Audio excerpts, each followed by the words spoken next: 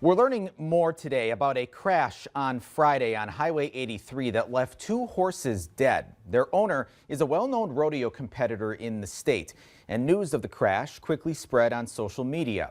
Lindsay Miller has more on how the community is rallying behind her.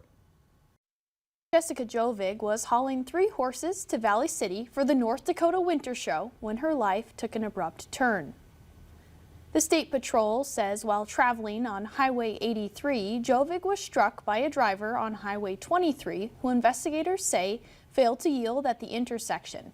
The 34-year-old Jovig was treated at the hospital for minor injuries and the van driver was not hurt. But 2 of Jovig's 3 horses were killed in the crash. In the wake of the crash, organizations, friends, and even competitors have rallied to raise money for Jovig and her horses.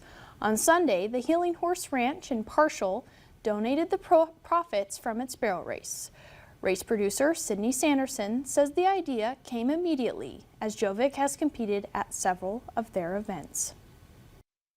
Anyone in the equine community, you're going to want to help, but when you've seen these horses race and know this person, it just kind of makes that drive a little bit stronger. Sanderson said more than 50 barrel racers attended the event, with some even donating their winnings back to benefit Jovig. As for Jovig, she posted on Facebook she is heartbroken over the losses of her horses, but was grateful to everyone who came to her aid at the scene.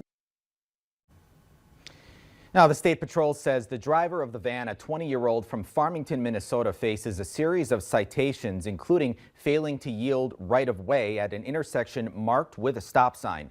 Jovig was cited for driving without a license, according to the report from the State Patrol. Now, we also reached out directly to Jovig for comment, and we will update you as we learn more.